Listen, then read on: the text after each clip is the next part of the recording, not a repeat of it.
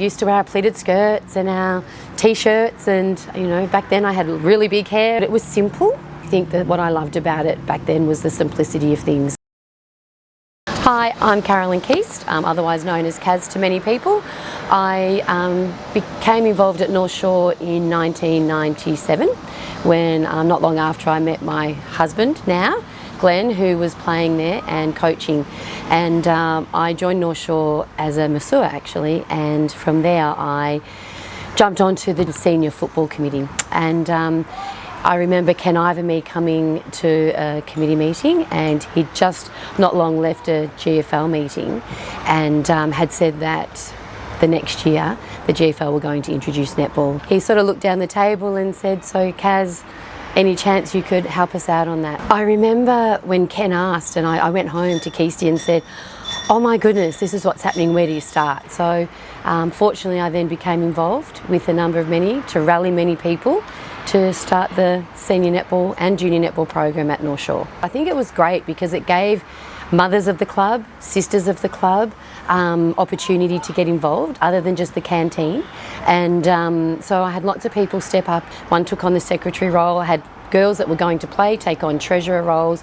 Then we had general committee roles for other players or mothers. So from the get-go, I was super lucky. We had a really good structure in place and people that were really invested and wanting to get their hands dirty and help me out, which was great. Fortunately, I'd played all my netball in Geelong and a lot in Melbourne. So I had lots of contacts. I had played in the Ballerine as well before the inception of the GFNL, and so I had lots of people that I could call and reach out to. It's funny, netball even recruited many of our footballers into the senior program because they were at North Shore, the girls, and then their boyfriends decided to come and play. So we ended up, netball was a positive even from a football perspective. We just kept adapting to the change. We had to start with an A and B side and an under 13s and 15s, and then you'd head off to a meeting and you'd come back and go, we now need to get a C grade side, and now we're needing 2 of each junior team, and then we're going to 17s. And I think from a junior perspective that was probably a little bit more challenging. We needed to tap into resources at primary schools. Some of our families had young sisters and we were able to sort of develop our program from there. The support that we got from the senior football section was wonderful. Nothing was ever too hard, and I'm not sure if that was probably because I did have that connection with Glenn being the senior coach. There was investment there. Ken, who was leading at the time, plus everyone else on that committee were 100% behind it, and I think it gave our club a new vibe, some energy. It brought women together. When you think back to the change, it allowed the club to really grow and develop, and it was really probably the making of us in a way. We had so many different functions together, dancing with the seagulls. We had football netball competitions followed by acoustic guitarists playing in the afternoon. So there was a real connection and people wanting to be there and be together, and fun times. Glenn and I raised the 3 children there as babies, and it was probably the best time of our life really. I think because the football had been quite successful even prior to netball starting, they ran a really professional program, and I suppose that's how I wanted us to be as well, to be seen as professional, to make sure that we knew together, not just from a committee point of view, but we were very transparent with our players as to what we wanted to look like and what culture we wanted to create. I think that's really important all the time. And when we sort of were getting to that pointy end of going, this is a real thing and we could actually do this, the levels of excitement lift, the training becomes more intense, you're really hungry for it. And for us both to be there, and even our B grade, were really competitive as well.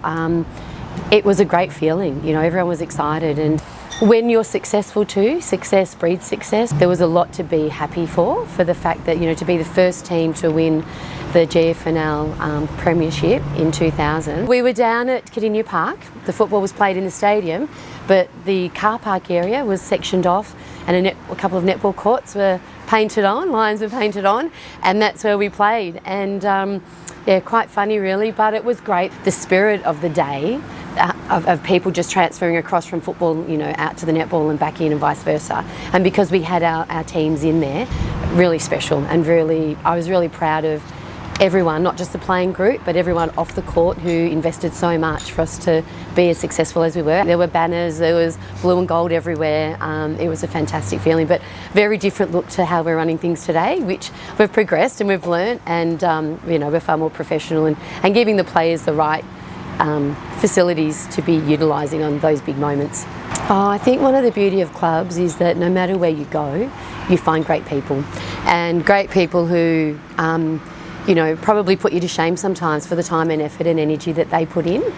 Not just within our clubs are people working hard, but AFL Barwon continue to work hard and in partnership with clubs to try to get the best out of what we're both aiming to achieve, which can sometimes be hard, but that's what we're about, trying to work together. There's been lots of different ways that clubs, I think, have ran their programs. We've gone to 6 senior sides, we've got E-grade in, you've got your 19s, we've got more girls being able to play. The BFNL could only cater for so many, so it was really great that the GFNL decided to become an inception and allow other girls who perhaps weren't at that VNL stage to be able to come and still play high level netball every Saturday. It allows girls from out of town to have somewhere to go. Girls who have moved down to Geelong. Deakin always has a big pool of girls come for study, and they come to a town where they don't know anyone. And I think, having been senior netball director at St Mary's, it's a really important thing to embrace newness and embrace those people into your club, because without them, you don't have your numbers sometimes. One thing that you do know is nothing is ever the same, and everyone's trying something different to try to get that next step ahead of the game, and you still need to make sure you're having fun. And I think that's the key principle too, that life can be too serious sometimes, and although we're it's semi-professional because we're paying our A-grade girls to play, you still want to create an environment where people want to be and have fun. And I think across our league plus the BFNL that the girls in sport are important. Your senior program comes from your youth, so invest really well in that junior section. Is at that 15, 16, 17 years of age where girls are dropping out due to work commitments, school commitments, trying to balance both. I think as an association we need to make sure that that's a focus for us so that we can have our young women stay in sport. I think that it allows girls to create relationships, to be able to form friendships that they'll carry on further than just a Saturday. I'm doing it myself, having been at North Shore since 2000, so still have lifelong friends, older friends, younger friends, and able to mentor people. So you can take on so many different roles within a club. It doesn't have to be the head of the club or the head of the netball section. So many things that you can do to offer and give back to the community.